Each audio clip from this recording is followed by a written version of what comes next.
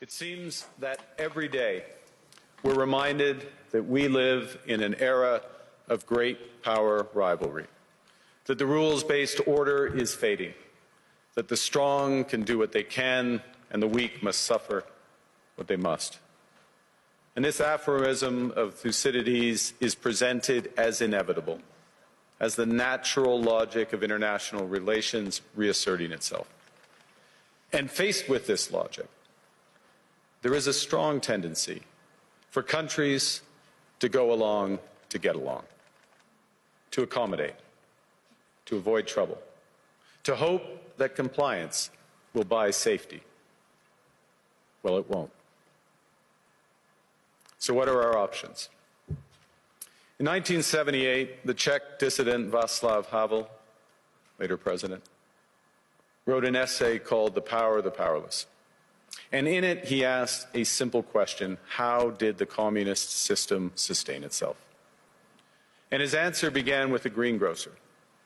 Every morning, this shopkeeper places a sign in his window: "Workers of the world unite." He doesn't believe it. No one does. But he places the sign anyway to avoid trouble, to signal compliance, to get along. And because every shopkeeper on every street does the same, the system persists. Not through violence alone, but through the participation of ordinary people in rituals they privately know to be false. Havel called this living within a lie. The system's power comes not from its truth, but from everyone's willingness to perform as if it were true. And its fragility comes from the same source. When even one person stops performing, when the greengrocer removes his sign, the illusion begins to crack. Friends, it is time for companies and countries to take their signs down. For decades,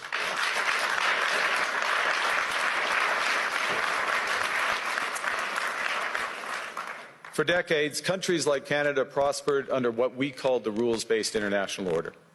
We joined its institutions, we praised its principles, we benefited from its predictability.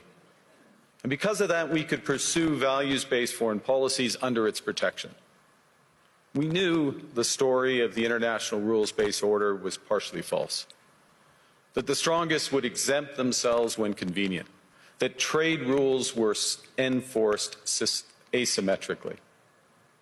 And we knew that international law applied with varying rigor depending on the identity of the accused or the victim. This fiction was useful. And American hegemony in particular helped provide public goods, open sea lanes, a stable financial system, collective security, and support for frameworks for resolving disputes. So we placed the sign in the window. We participated in the rituals, and we largely avoided calling out the gaps between rhetoric and reality. This bargain no longer works. Let me be direct.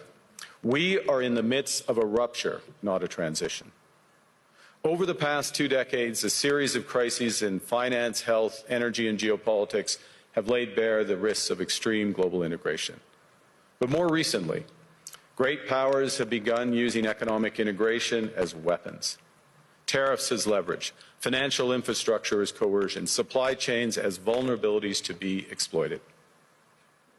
You cannot live within the lie of mutual benefit through integration when integration becomes the source of your subordination.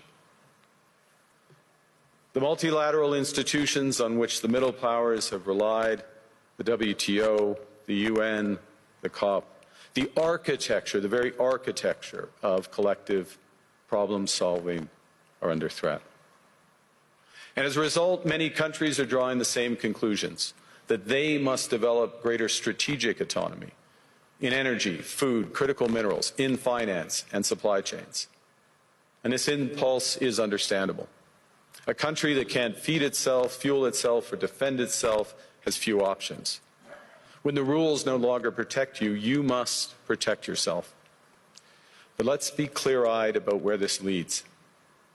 A world of fortresses will be poorer, more fragile, and less sustainable. And there's another truth. If great powers abandon even the pretense of rules and values for the unhindered pursuit of their power and interests, the gains from transactionalism will become harder to replicate. Hegemons cannot continually monetize their relationships. Allies will diversify to hedge against uncertainty. They'll buy insurance, increase options in order to rebuild sovereignty. Sovereignty that was once grounded in rules but will increasingly be anchored in the ability to withstand pressure. This room knows this is classic risk management. Risk management comes at a price. But that cost of strategic autonomy, of sovereignty, can also be shared. Collective investments in resilience are cheaper than everyone building their own fortresses. Shared standards reduce fragmentations. Complementarities are positive sum. And the question for middle powers like Canada is not whether to adapt to the new reality. We must. The question is whether we adapt by simply building higher walls or whether we can do something more ambitious. Now, Canada was amongst the first to hear the wake-up call, leading us to fundamentally shift our strategic posture. Canadians know that our old, comfortable assumptions that our geography and alliance memberships automatically conferred prosperity and security, that assumption is no longer valid. And our new approach rests on what Alexander Stubb, the President of Finland, has termed value-based realism. Or to put another way, we aim to be both principled and pragmatic. Principled in our commitment to fundamental values, sovereignty, territorial integrity, the prohibition of the use of force except when consistent with the UN Charter, and respect for human rights. And pragmatic in recognizing that progress is often incremental, that interests diverge, that not every partner will share all of our values.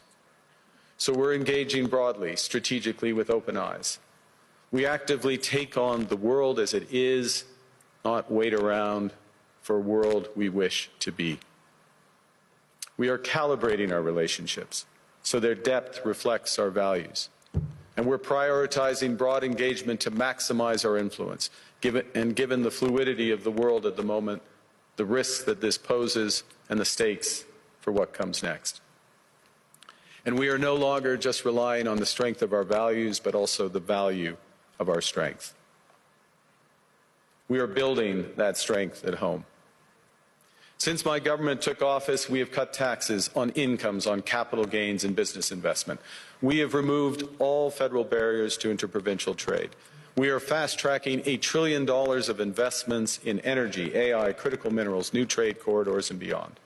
We're doubling our defense spending by the end of this decade, and we're doing so in ways that build our domestic industries. And we are rapidly diversifying abroad. We've agreed a comprehensive strategic partnership with the EU, including joining SAFE, the European Defence Procurement Arrangements. We have signed 12 other trade and security deals on 4 continents in 6 months. In the past few days, we've concluded new strategic partnerships with China and Qatar. We're negotiating free trade pacts with India, ASEAN, Thailand, Philippines, and Mercosur. We're doing something else. To help solve global problems, we're pursuing variable geometry. In other words, different coalitions for different issues based on common values and interests. So on Ukraine, we're a core member of the Coalition of the Willing and one of the largest per capita contributors to its defense and security. On Arctic sovereignty, we stand firmly with Greenland and Denmark and fully support their unique right to determine Greenland's future.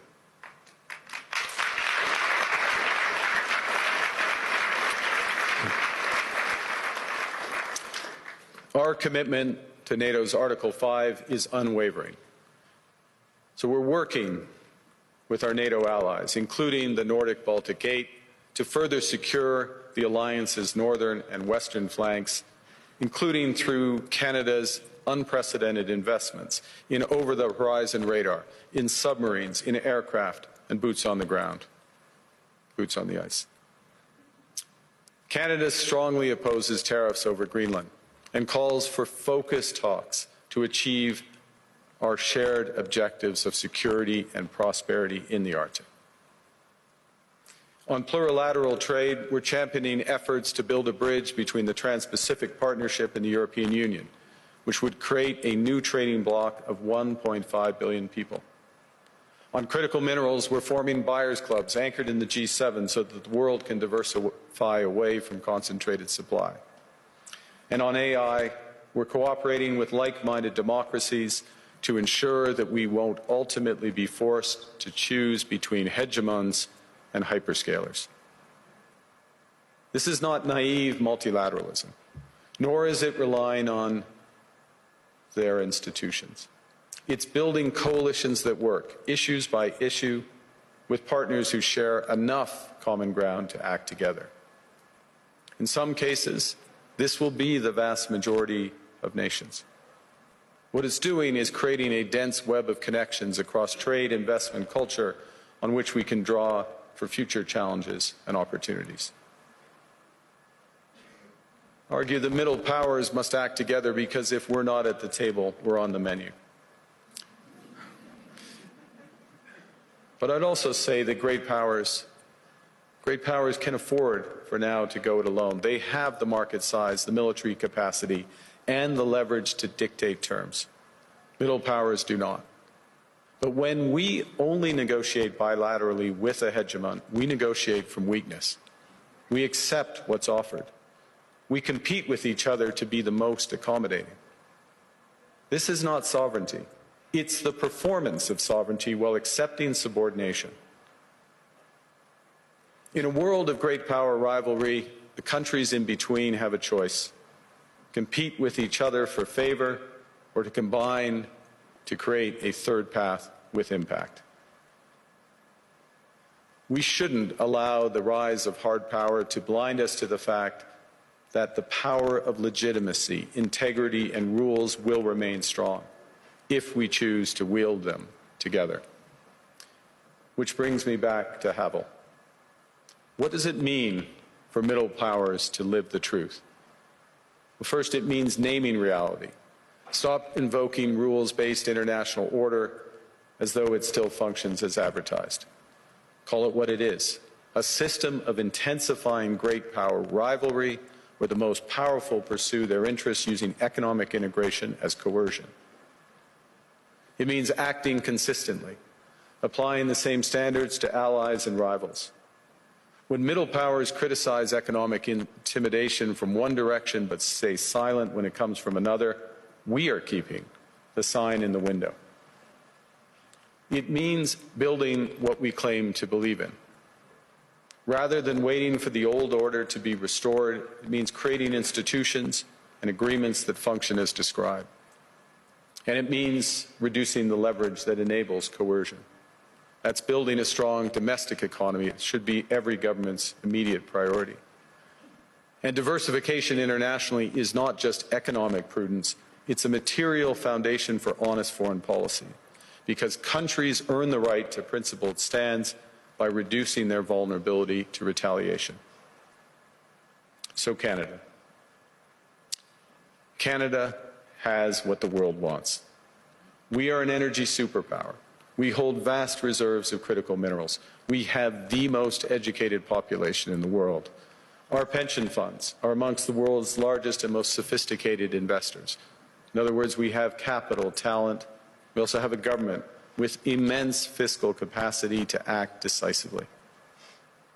And we have the values to which many others aspire. Canada is a pluralistic society that works. Our public square is loud, diverse, and free. Canadians remain committed to sustainability. We are a stable and reliable partner in a world that is anything but.